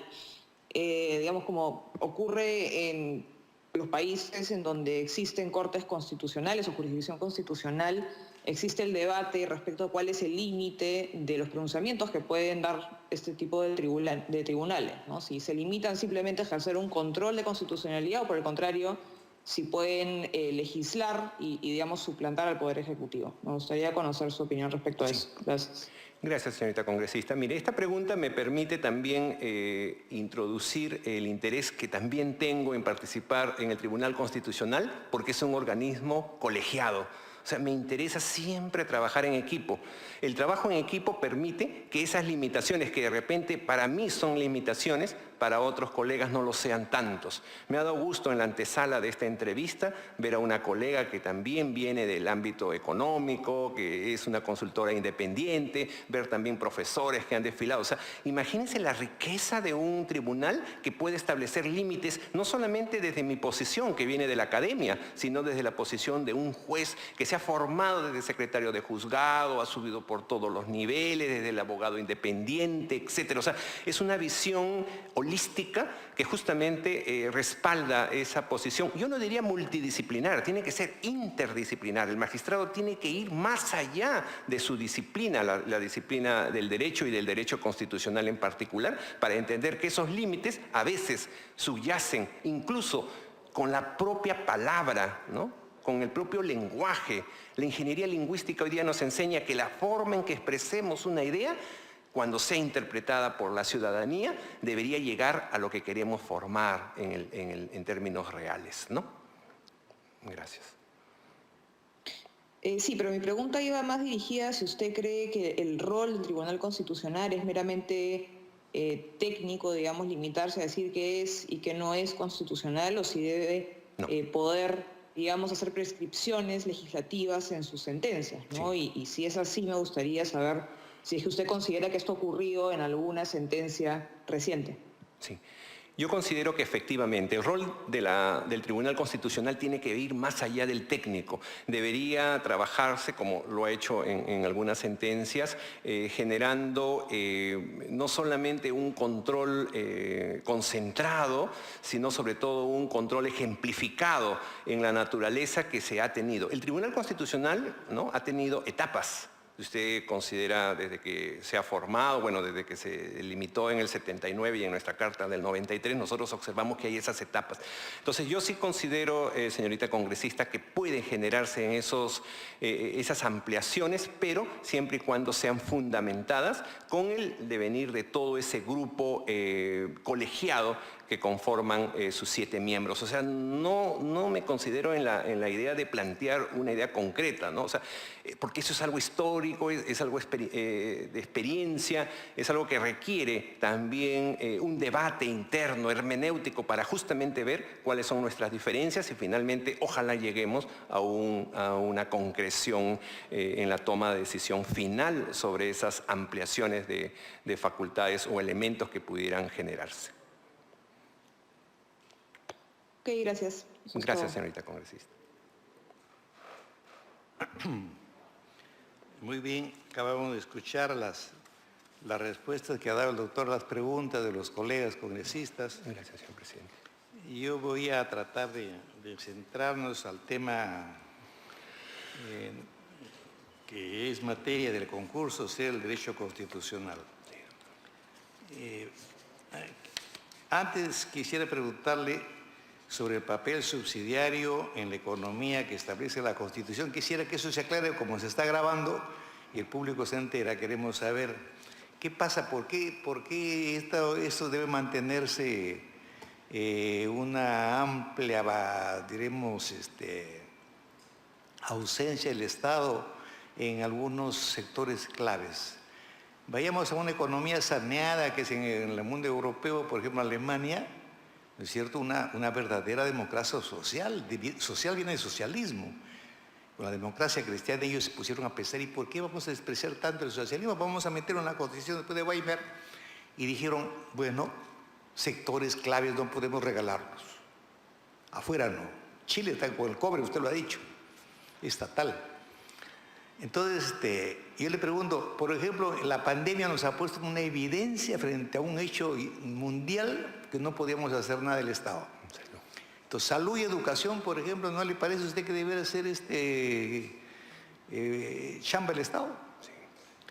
Mire, yo diría en un orden: educación, salud y le agregaría transporte. ¿Por qué le agregaría una etapa subsidiaria en transporte? Agréguele transporte.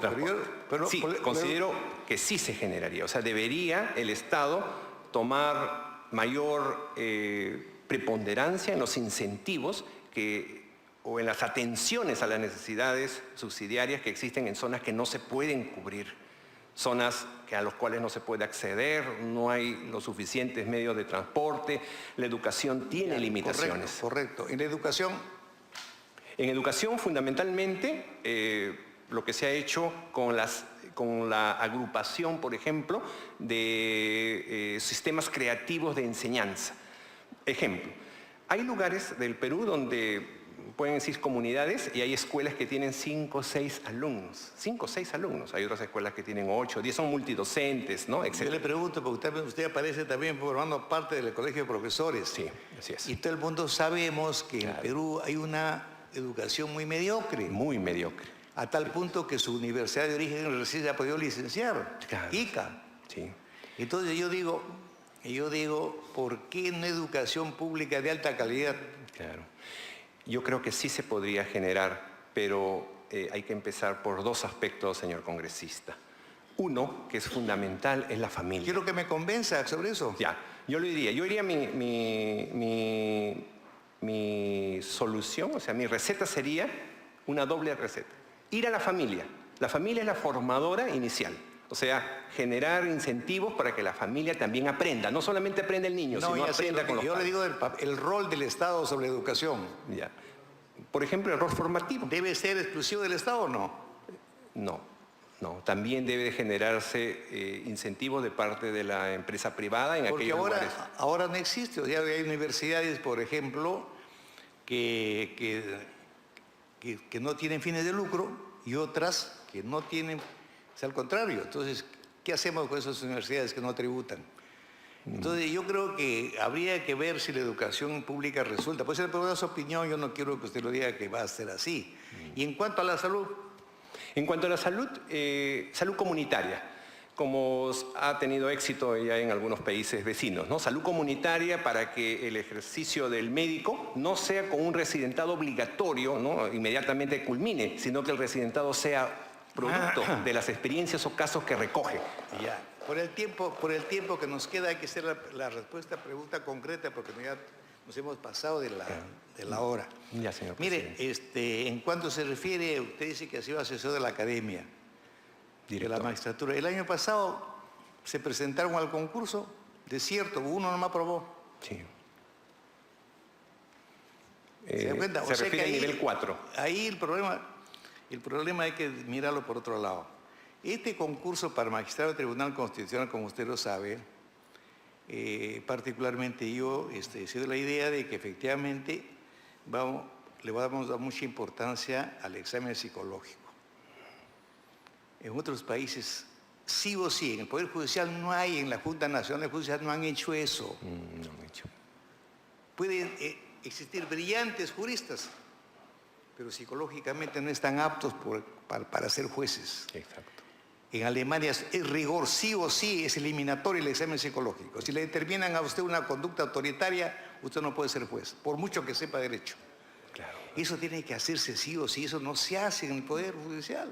Esas son neurociencias, claro. Entonces, ¿qué hacemos? Hay que cambiar pues, la metodología de captar a los mejores cuadros, pero que tenga un don para ser juez. En Alemania no se necesita doctorados. No se necesita. Basta que sean abogados. Y el diplomado es Pero el lo que doctorado. tiene que aquí es una fábrica de doctores en el Perú. Claro. Bueno, y entonces vamos al hecho. ¿Qué le parece va a llegar al Tribunal Constitucional en cualquier momento las sentencias, por ejemplo, tipo Fujimori o tipo Abiel Guzmán? Claro. Se trajo el funcionalismo alemán y se metió en las sentencias. ¿Qué concepto tiene usted del funcionalismo alemán? El mismo que tienen las escuelas europeas. Tratar de ir a la fuente, como la de Polman, Hannah Arendt, derechos humanos fundamentales y traerlas. No, pero en el caso concreto de Rossini y Jacobs. Ya. En el caso de Rossini y Jacobs, toman como iniciativa aquello que los grandes maestros del derecho constitucional han señalado, ¿no? Y ellos mismos lo asumen, ¿no? Para empezar, ¿queremos que siga siendo una concepción positivista kantiana o podemos ir más allá de la Constitución? A eso me refiero en el fondo. O sea, en el fondo... Yo le he preguntado eso porque tiene que ser concreto. Eso va a llegar, de hecho, va a tener caso usted sobre el Tribunal Constitucional. Definitivamente. Y entonces ahí tiene que tomar usted pues posición. Yo tomaría posición, señor congresista, en la medida que se valoren convenientemente todos los derechos que se ejercen. En su pasantía en España, ¿leyeron el libro de Luhmann? Sí, claro que sí. Y me sorprendió que todos los jueces y fiscales de España estudiaran no a los autores españoles, lo cual me sorprendió, sino a los alemanes. Dogmática jurídica de Luhmann, ¿lo han estudiado ahí en su curso? Sí, claro que sí. Pero ese es el autor más difícil de entender. Sí, justamente porque tenía necesidad de un traductor. El profesor era alemán. El que enseña en la Escuela Judicial Española es alemán. ¿Y ahí de dónde viene el LUCMAN? ¿Qué funcionalismo tiene el LUCMAN? Porque necesito, a ver... Claro, porque generalmente, o sea, todas las escuelas actuales, ¿no? Que vienen de Heidegger para acá, no todas las frankfurtianas. Vamos con Merton, por ejemplo. Justamente el LUCMAN está del Robert Merton. Ya. Claro, usted tiene una escuela... vamos a hablar de los alemanes, ¿no? Creo que me ha preguntado por los alemanes. Yo le digo eso porque si usted ha estado como director de la Escuela de la Magistratura... Claro. Y yo quiero ver pues cuál es la visión que usted ha asesorado a la academia, porque Claro. la verdad de las cosas es que a la academia nadie lo quiere. Nadie quiere. A los jueces no lo quieren. A los abogados no nos quieren, la sociedad. Pero Si deben las querernos. encuestas, va usted a ver las encuestas, no nos quieren. Pues. Entonces, el único que está haciéndole competencia es el Tribunal Constitucional. Por eso exigimos ahora que este tribunal, los tribunos del Tribunal Constitucional, ¿no es cierto? Claro, fuerte. En la práctica es la Corte Suprema máxima. Es la Corte Superior. Es una pelea, la Suprema está ahí, cruzada de brazos, no sabe qué hacer. Exacto. Porque no tiene cuadros, pues. Sí, pues. Pero podemos formar esos cuadros. Eso es lo que queremos pues, hacer en el Eso futuro. se puede formar. Entonces yo cuando le escucho hablar de Yo la no digo academia, en el le futuro. escucho hablar de la academia, digo, ¿a quién, Dios mío, lo habrá Señor. pues asesorado al doctor, no? Señor. Es ingeniero también. Sí, no, pero- lo digo así, pero en una es una- zona, una conversión amical. No, Porque- señor congresista, yo considero que porque efectivamente... Yo he pasado va a por ser. ahí también por ese sistema y lo conozco. Todos hemos estudiado ahí. Lo conozco de memoria, el Poder Judicial. Y hay muy buenos jueces, pero no todos, pues, por supuesto, ¿no? Entonces, los tribunos del Constitucional, el pueblo está esperando qué hacemos, ¿no? ¿Qué hacemos? El doctor Trassigny, el profesor de la Católica, Claro. escribió su trabajo sobre el proceso de Guayanay, un caso Guayanay. muy interesante y famoso que lo llevaron al cine inclusive. Claro, sí, pues. ¿Conoces ese proceso? ¿Podría hacerle algunas críticas? Parcialmente. Pero ¿Algunas me da la críticas? idea de que a propósito de ello nosotros creamos cine jurídico. Usted sabe que empezaron solamente yendo 10 magistrados, 40 magistrados, 200 magistrados para llenar nuestro auditorio, para ver cine jurídico. Todos los días miércoles en mi gestión se hacía cine jurídico, a propósito de que no solamente se hacía cine, ahí vimos ese Sí he caso. visto, sí he visto Por los- eso, el caso películas. Guayanay, como otros casos, pudieron generar... ¿Cuál es el aporte de Trassigny ahí en ese trabajo? En el sentido de complementar también realidades que pueden tomarse de un evento y de una realidad propia, ¿no? del lugar, ¿no? Entonces está considerado Bueno, en ese ya. lugar. ¿Y el caso Garzón, lo conoce o no? Bueno, del juez sí, porque lo conozco No, no, personalmente. el proceso que sufrió pues el Tribunal Constitucional Español. ¿En Brasil? ¿En España? Sí. ¿Para la extradición? Sí. Sí, claro que sí. No, Claro. no, el proceso que tuvo para destituirlo por prevaricato. Ah, bueno, lo conozco menos, pero conozco sus actuaciones que generaron la Ya. extradición del general Pinochet, ¿no? Doctor, el tiempo nos ha ganado, podemos seguir conversando. Le agradecemos doctor. muchísimo Gracias, doctor por su Balcázar. participación en este concurso. Le deseamos el mejor de los éxitos. Gracias, señor presidente, Muchas y a gracias, los ¿eh? congresistas a través suyo. Muy buenas tardes.